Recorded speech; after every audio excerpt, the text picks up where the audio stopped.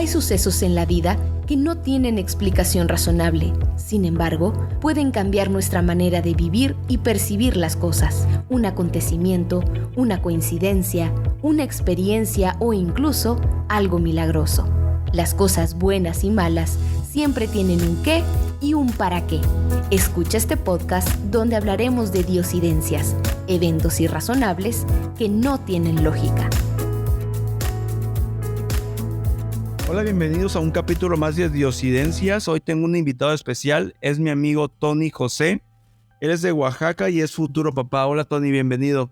¿Qué tal, Cris? ¿Cómo estás? Buenas noches. Gracias por la invitación. Estoy muy contento de que nos puedas compartir esta historia. Platícanos un poquito hacia dónde va encaminada y cuéntanos un poquito de tu historia, un poquito de la aventura que te ha dado la vida para poder llegar hasta donde estás hoy. Perfecto, Cris. Pues mira, como lo dijiste, yo soy de Oaxaca, tengo 31 años. Mi primer lengua, la lengua materna, es zapoteco. De ahí aprendí español y también inglés. Te voy a contar un poquito de tantas cosas que me han sucedido y que he visto la mano de Dios en ellos. Cuando tenía 15 años, llega una hermana, somos 10 hermanos, y una de ellas llega al rancho que tenemos allá en Oaxaca, tu casa, y lo primero que me dice cuando llega, te voy a llevar a Estados Unidos. Me lleva a Estados Unidos, pero el trayecto de salir de Oaxaca, llegar a Estados Unidos, una aventura increíble porque pues obviamente en mi familia no teníamos los medios para poder sacar la visa, entonces todo era cruzando el desierto. Prácticamente pasaban pues como se conoce de ilegales, ¿no? Pero llega tu hermana a Oaxaca y ¿cuál era tu contexto de vida? O sea, prácticamente ¿qué hacías en Oaxaca? ¿Estabas estudiando? Regresándonos un poquito a lo que nos comentabas allá, ¿qué estabas haciendo? ¿Cuál era tu día a día? ¿Y por qué te impacta mucho lo que tu hermana te dice? Aceptas, ¿no? Porque al final de cuentas es un cambio total irte a un país ilegal, a lo desconocido, a tu edad. ¿Cuántos años tenías en ese momento? Yo tenía 15 cuando llega mi hermana. En aquel entonces yo pues estaba en la secundaria todavía. Me faltaban unos 3 meses. Cuando llega mi hermana allá en Oaxaca, iba a la escuela. Me gustaba mucho el fútbol, todavía me sigue gustando. Mi papá siempre nos enseñaba a trabajar y todo era trabajar, ¿no? Entonces cuando llega mi hermana y me dice que me va a llevar a Estados Unidos, para mí fue libertad, te lo puedo describir. Porque escucho a mi hermana decir eso, yo ni siquiera lo pienso, le digo sí, voy contigo, me voy. Esta hermana es una con las que más me llevo, se llama Reina.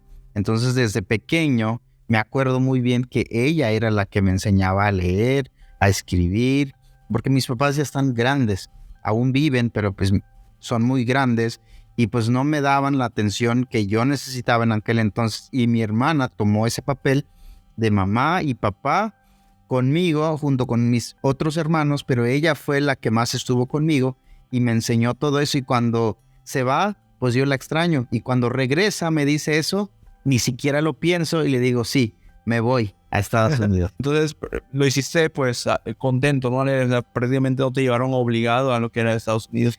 Y ahora sí retomamos lo que me estabas comentando al principio, que es toda una aventura. ¿Y qué tal? ¿Qué tal el transcurso para Estados Unidos? ¿Fue muy fácil? ¿Fue rápido? ¿O cómo estuvo eso? Fue una aventura. Imagínate un niño, un joven de 15 años de Oaxaca, ya pues allá en Oaxaca caminas, te montas caballo, burros, estás en bicicleta, siempre todo es en terracería, ya casi no agarras Uber ni taxi, ahí todo es caminar o andar en bicicleta. Entonces mi hermana me lleva a Estados Unidos, pero antes de llegar allá tuvimos que pasar el desierto. Para no hacerte la historia tan larga, te voy a contar. 3 veces nos tomó intentar para llegar a Estados Unidos. La primera vez nos agarraron, la segunda vez también, hasta la tercera pudimos pasar. Entonces la primera vez que cruzamos, me acuerdo que fueron 3 días y 3 noches los que nos tomó intentar cruzar. ¿Y qué comían o qué llevaban de tomar? Tengo dudas, son 3 días y no puedes andar cargando tanto. Digo, te lo comento porque nos dedicamos al senderismo y tú sabes que cuando vas a un viaje una salida de un día, pues lleva cierta cantidad de agua. ¿Cómo conseguían agua? ¿Qué comían? ¿O cómo es esa travesía? Pues mira, el coyote te pide que lleves una chamarra. Ok. Te pide que lleves 3 litros de agua. Te pide que lleves comida ligera, barritas, todo eso. Y pues tú no sabes cuánto tiempo te va a llevar cruzar la frontera. Él sí sabe. Entonces, en el camino te puedes topar de todo. Nos topamos personas que trafican marihuana, droga, cocaína. Y pues esa gente no lleva comida. Y si te ven, te quitan tu comida y te quedas sin comida. Entonces tú buscas la manera de sobrevivir durante el trayecto. La primera vez nos agarraron ya casi cruzando la frontera y me regresan. Pero antes de regresar a Tijuana, que es donde salíamos, nos mandaron a prisión. Como yo era menor de edad, tenía 15 años en aquel entonces, me mandaron en el área de los que eran menores de edad y a mis 2 hermanas, Priscila y Reina, las mandaron en el área de adultos. Entonces era el momento para regresarnos. Como yo no tenía identificación, ellos pensaron que yo era filipino, quizás por mis rasgos, morenito, mis ojos rasgados, no usaba lentes en aquel entonces y pues no hablaba inglés, solo hablaba español y zapoteco. Quizás al escuchar el zapoteco o el español dijeron este ha de ser algún asiático, no sé. Y entonces estaban a punto de mandarme junto con otros chavos que sí eran de Filipinas. Y yo les decía, soy mexicano, soy de Oaxaca, no me lleven allá. ¿Cómo lo comprobaba? No tenían nada cómo comprobar que yo era mexicano. Y en eso salen mis hermanas y gritan, es mi hermano, es mi hermano. Gritan fuerte y pues los de migración se dan cuenta y yo también les digo, sí, son mis hermanas. Y en eso que llegan y digo, ¿y cómo lo demuestran? No, pues ese es su nombre, aquí tenemos su identificación. Y hablaron, platicaron, entonces se dieron cuenta que sí era mexicano, que no estaba mintiendo. Entonces me mandaron en el camión que ellas se iban a regresar a Tijuana y ya fue que no me mandaron a Filipinas o no sé dónde me iban a mandar. Pues qué bueno que no te mandaron, porque si te mandaron a otro país, ahí sí no tenías ni cómo, no ibas a conocer el idioma, ni cómo regresar, ni los recursos, ¿no? Pues ahí se acomodó que tu hermana en ese momento alcanzó a verte para que evitara que te mandaran a un lugar que realmente no era tu país, ¿no? Es correcto. Y fíjate que veo la mano de Dios ahí, que son cosas que dices, es algo pequeñito. Pero ahí pudo haber cambiado mi historia. Sí. O sea, me hubieran mandado allá, no conozco a nadie, mi familia está acá, no sé qué hubiera pasado de mí si no hubiera salido mi hermana a decir que yo era mexicano y era parte de su familia. La segunda vez que intentamos cruzar, tuvimos que esperar 1 mes y medio en Tijuana para volverlo a intentar. Entonces te quedas en Tijuana 1 mes y medio, casi no comes mucho, no hay mucha vestimenta, es muy escaso. Entonces, la segunda vez lo intentamos 2 noches, 1 día, y en el día nos agarraron. En el día, en el desierto, hace mucho calor, muchísimo calor. Y en la noche hace mucho frío. Entonces, nos piden llevar un suéter, pero no puedes aumentar la temperatura de tu cuerpo con un pequeño suéter en el desierto. Allá es -5 grados, -10 grados. Imagínate. Entonces lo que hacíamos era llevábamos bolsas grandes y nos metíamos en la bolsa y nos hacíamos como un pequeño círculo y ahí entre todos nos abrazábamos para calentarnos. Eso era en la noche. Y en el día nos metíamos debajo de las piedras o debajo de los pequeños árboles para poder soportar el calor. Y pues tenías que racionar la comida y el agua, porque si no lo racionas, te puedes quedar sin comida, hasta puedes fallecer. Mucha gente fallece en el desierto. Entonces, era el segundo día y el segundo intento. A mis hermanas y otro grupo las dejan un poquito abajo y un conocido mío, junto con otros 2, nos fuimos a una cueva un poquito más arriba. En el día está rondando el helicóptero. Hay patrullas vigilando en el desierto. Entonces, en una de esas alcanzan a agarrar el primer grupo que estaba más abajo, pero yo estaba un poquito arriba. Entonces agarran a todo el primer grupo y se los llevan. Y en el camino, mi hermana otra vez se acuerda de mí. Eran 2 hermanas mías, pero se acuerdan de mí que yo estaba de aquel lado. Entonces gritan, mi hermano sigue acá, mi hermano sigue acá. Y pues los de migración regresan y obviamente estábamos ahí, nos agarran dormidos. Yo me acuerdo que me despiertan, me dan como que una patada y me levanto y veo gente con uniforme verde, dije, ya, aquí nos agarraron. Y el trato de ellos con los migrantes es muy feo. Fíjate, no te tratan bien. Haz de cuenta que te ponen las esposas o de esas cintas de plástico que si te lo jalan te aprietan más. Nos lo jalaban, nos agarraban y nos aventaban en el camión. Esa era la manera en que nos trataban. Entonces, si mi hermana no hubiera gritado, yo me quedo en el desierto con otros dos y no sé qué hubiera hecho de mí porque una, no conocía el camino, se nos acaba la comida. El peor de los casos es te quedas allá y te mueres. Eso es lo que me pasó en el segundo intento. No, pues está interesante esa segunda historia porque al final del día tu hermana pudo haber dicho, no, pues mi hermano puede sobrevivir, no le digo a los de migración y te quedabas ahí como tú dices, pero qué bueno que así les dijo para que te ayudaran a sobrevivir, porque no sé qué hubiese pasado si te quedabas solo ya con esas personas sin comida y sin agua. ¿Y de ahí a dónde los llevaron o qué fue lo que pasó?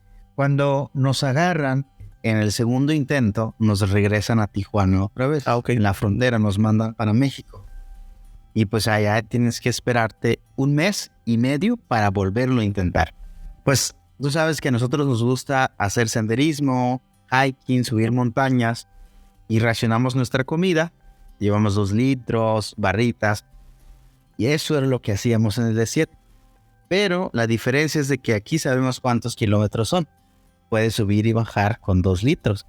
Allá no, allá llevas 2 litros y no sabes si son 2 días, 3 días, 4 días caminando y caminando y caminando. Entonces, en el tercer intento, ahora sí logramos cruzar la frontera, fue más fácil, pero en el tercero, fíjate, algo interesante, Chris, de que nos espera un coche ya en el lado de Estados Unidos, creo que es como el mío, un Gol, chiquitito. ¿Ves que la cajuela está pequeñita? Bueno, ahí no te preguntan dónde quieres ir o cómo, ahí te meten como sardina. O sea, como vas llegando, no te miento, éramos como 8 o 10 metidos en una cajuelita. O sea, todos apretados y vámonos. La persona que nos recogió nos metió a como llegábamos. Grandes, gordos, pequeños. Y yo iba ahí con 2 de mis hermanas y duramos 3 horas metido en esa cajuelita hasta llegar a nuestro destino.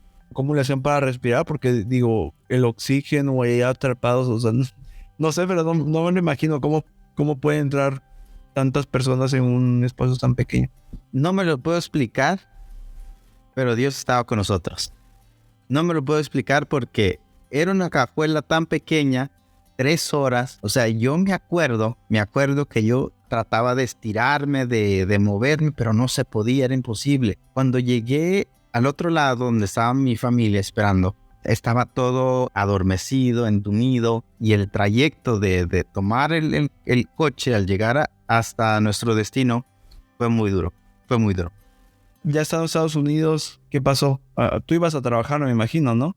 Ya, ¿qué fue lo que pasó ahí? ¿Cómo se fue acomodando todo? ¿Qué beneficio también obtuviste al estar allá? Cuando llegamos a Estados Unidos, el objetivo por el que yo iba era trabajar. Estábamos en el rancho y billetes verdes, dólares. En aquel entonces el dólar estaba más caro aquí en México. Ahorita ya disminuyó su precio. Llegando a Estados Unidos, mi hermana me lleva a la iglesia y uno de los hermanos, cuando me conoció, se llama Marcos, muy amigo mío, y le pregunta a mi hermana, oye, está muy joven tu hermano, ¿por qué no lo meten a la high school? Y se les quedó eso en la mente. Y pues yo iba a trabajar, ya tenía un trabajo en un restaurante que me habían conseguido. Uh-huh. Yo contento porque iba a ganar dinero, la primera vez que iba a ganar dinero. Estaba muy feliz. Y en eso se dan cuenta que no terminé la secundaria. O sea, me fui sin terminar la secundaria. Faltaban como 3-4 meses para terminar la secundaria. Entonces hicieron lo posible para pedir mis papeles acá en Oaxaca. Se los mandan. Me inscriben en la high school y ahí es otro reto porque llegas a un lugar donde no hablan español los maestros, los alumnos también, y fue muy difícil aprender inglés y enrolarme en la cultura americana. Yo ya sabía zapoteco y yo ya sabía español. Entonces llego yo, pues fue muy difícil porque la cultura es diferente. Allá son muy liberales. Yo no había visto tantas cosas. En mis 15 años Entonces llego allá, aprendo inglés, me costó un año para aprender. Creo que me ayudó mucho el saber zapoteco.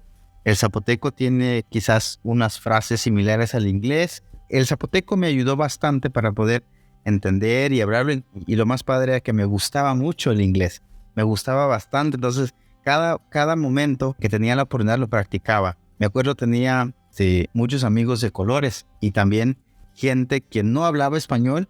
Por ejemplo, algunos egipcios, filipinos, que no hablaban nada de español. Entonces yo me involucraba con esa gente y así aprendí un poquito más el inglés, o sea, más rápido. No, pues qué bueno, porque al final de cuentas tú necesitabas aprenderlo para poder, pues, avanzar en la escuela, ¿no? Y tanto en la escuela como en el trabajo, porque mientras más dominas el idioma, pues puedes trabajar en mejores lugares. Y después aprendes inglés, ¿qué más aprendiste allá? ¿O cómo fue como que cambiando? Una vez que estabas allá, ¿decidiste estudiar, pues, algún college, en la universidad? ¿O cómo es que se va encaminando todo? Porque aprendes inglés, ¿y qué más aprendiste?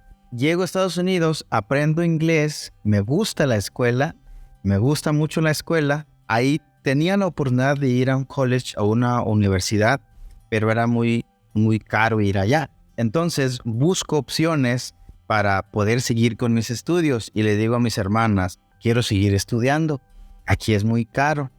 Y me dijo una de ellas, busca y yo te ayudo. La misma hermana que fue a Estados Unidos, que me dijo, te llevo, la misma siguió ayudándome, siguió apoyando mis sueños. Entonces me dice, pues busqué qué era lo que me gustaba. En el último año de la high school, porque ya son 4, nos pedían buscar qué era lo que nos gustaba y de acuerdo a eso nos llevaban a los colegios, a las universidades para ver si realmente nos gustaba. Pues a mí me llamó mucho la atención todo lo que era lo físico, hacer ejercicio, deportes, me encantaba todo eso y dije, quiero estudiar algo relacionado a eso. Pues bueno, estaba nutrición, estaba fisioterapia, esos 2. Pero cuando yo voy a la iglesia, ahí aprendo a tocar guitarra y aprendo a cantar. Sé que canto, sé que tengo ese don. La guitarra, porque llego a la iglesia y veo la banda y digo, qué padre se escucha. Quiero aprender a tocar guitarra.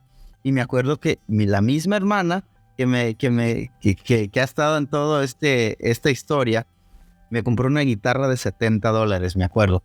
Y con esa aprendí a tocar solo. Veía videos en YouTube, veía a mis amigos cómo tocaban y yo me aprendía. Entonces, aprendí a tocar guitarra y aprendí a cantar en la iglesia. Y también aprendí inglés en la escuela. Entonces, termino en esos 4 años, busco qué estudiar y me inclino a la fisioterapia. Hablo en Guadalajara, en la Autónoma de Guadalajara. No me contestan. Mando mis correos, no me contestan. Sigo marcando, no tengo respuesta. Y me acuerdo de la Universidad de Montemorelos. Hablo ahí y ahí de volada me contestaron. En corto me contestaron y me dijeron, no, pues sí tenemos hay inscripción abierta, tienes que hacer el examen de admisión.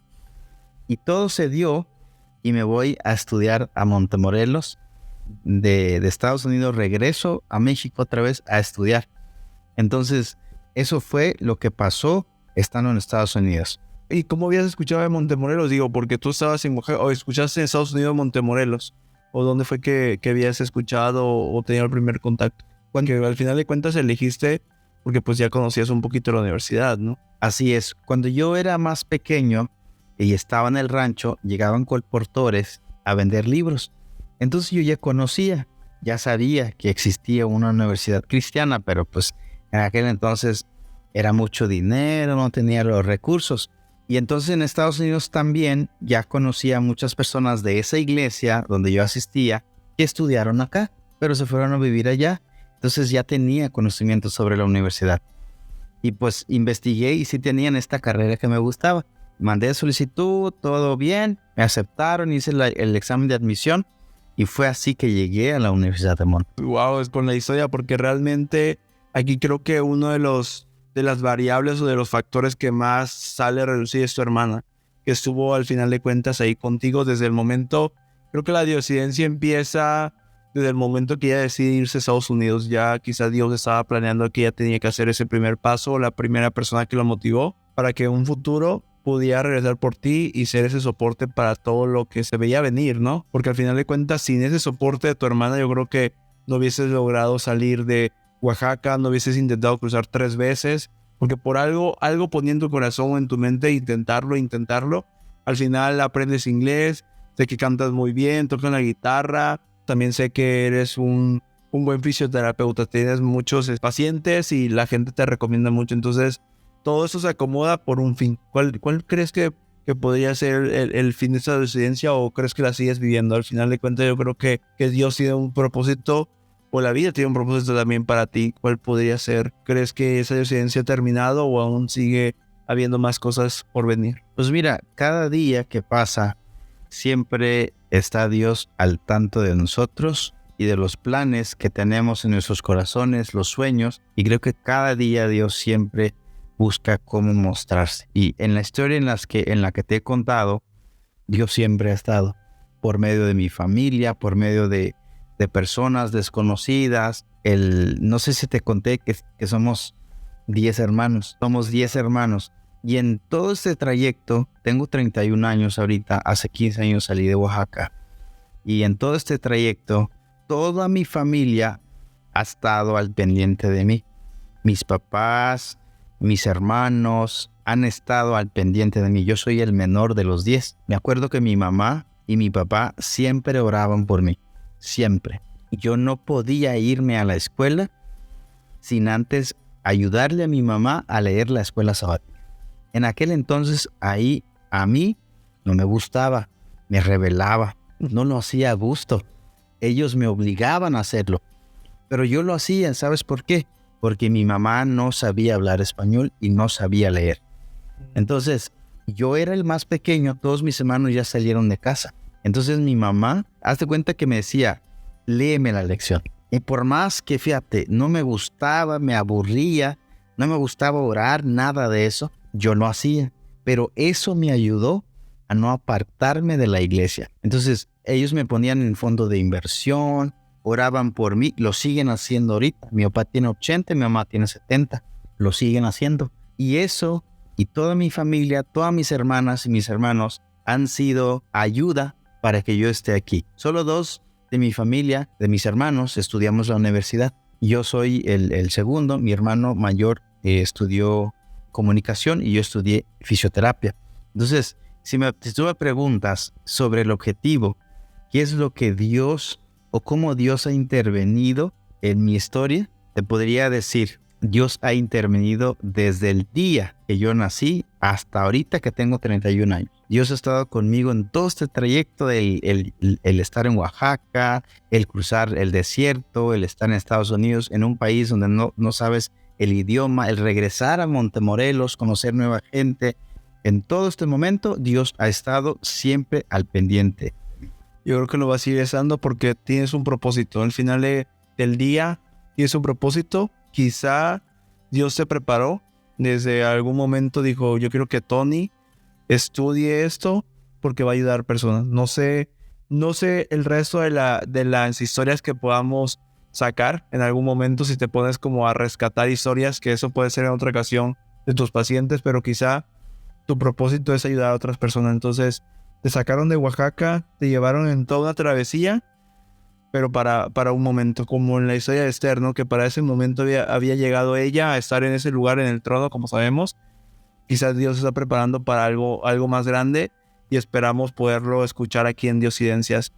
No sé, Tony, si quisieras agregar algo más para compartir a la gente que nos escucha, quieras cerrar o compartir algunos detalles más de tu vida, pero yo me quedo con muchas cosas impresionantes que te han pasado y que realmente digo, no sé si lo hubiese podido aguantar, digo, todas esas cosas o dificultades que has vivido, o quizás sí, no sabemos, porque pues no me tocó, digo, cada quien tiene una historia diferente, pero yo creo que tienes un propósito y que tu vida es una diosidencia y que aún le falta mucho por contarse, y esperamos poder, como te decía hace ratito, escuchar más detalles de tu vida y de tu historia. Fíjate que hay mucho más que contar, porque antes de irme a Estados Unidos es otra historia. De los 15 a los 20 es otra historia. De los 20 a los 31 es otra historia. Cuando termino la carrera, no sé si te mencioné, pero mi hermana y todos me dijeron, te ayudamos a pagar la universidad. Yo no tenía ni un peso porque yo iba a ir a estudiar a Estados Unidos. No trabajé, no ahorré nada, pero aprendí inglés, aprendí a tocar guitarra, aprendí a cantar. Terminé la high school, tengo mi diploma de high school y ya puedo estudiar la universidad ahora. Llego acá, termino la carrera, pero estoy desempleado. Llego aquí a Monterrey, no tengo trabajo. No conoces a nadie. No conozco a nadie. Yo dormía en el baúl de mi coche. Ahí dormía. Creo que esa es otra historia que nos tienes que contar. Otra historia que tenemos que contar. Pero Dios ha estado conmigo. Y estoy muy contento de las cosas que Él ha hecho por mí hasta ahora. Sí, no digo, por ti, por los que te rodean y por tus pacientes. Y ahora que en un mes, ¿no? Vas a ser papá, vas a tener una bebecita, y pues eso también es otra historia. Ya tenemos que recapitular y reprogramar más capítulos para ti, dedicados especialmente con esos detalles que hoy nos pudiste compartir. Sí, hay muchas historias dentro de la fisioterapia, muchos pacientes, les he ayudado, les he apoyado a aliviarse. Otro tema, me caso, me conozco a la mujer de mi vida, ahora estoy por ser papá. Es algo que nunca lo imaginé cuando estaba en mi ranchito. Estamos muy contentos de poder escuchar parte de tu vida. Muchas gracias por aceptar la invitación y por poder compartir un poquito de lo mucho que te ha tocado vivir. Creo que tu vida es una diosidencia, hay mucho crecimiento. No puedo decir que todo fue fácil, porque si ahorita quizá ya no te acuerdas, pero en ese momento pudo haber sido muy difícil. Dios estaba puliendo, había cosas que se iban a venir, cosas mejores y que aún le falta mucho a tu vida. Así que estoy agradecido. Nos despedimos y muchas gracias por escuchar este capítulo. Espero que podamos tener a Tony más adelante y poder escuchar más detalles de lo maravilloso que ha sido Dios en su vida. Si tú también quieres compartir tu historia, ya sabes que puedes escribirnos a horadiocidencias@gmail.com, o si me conoces, escríbeme en mis redes y podemos programar un momento para poder escuchar tu historia y poderla compartir con otros. Gracias y hasta la próxima. La vida está llena de milagros, casualidades, de coincidencias y de eventualidades que están al control de un ser superior. Diosidencias, eventos irrazonables que no tienen explicación lógica.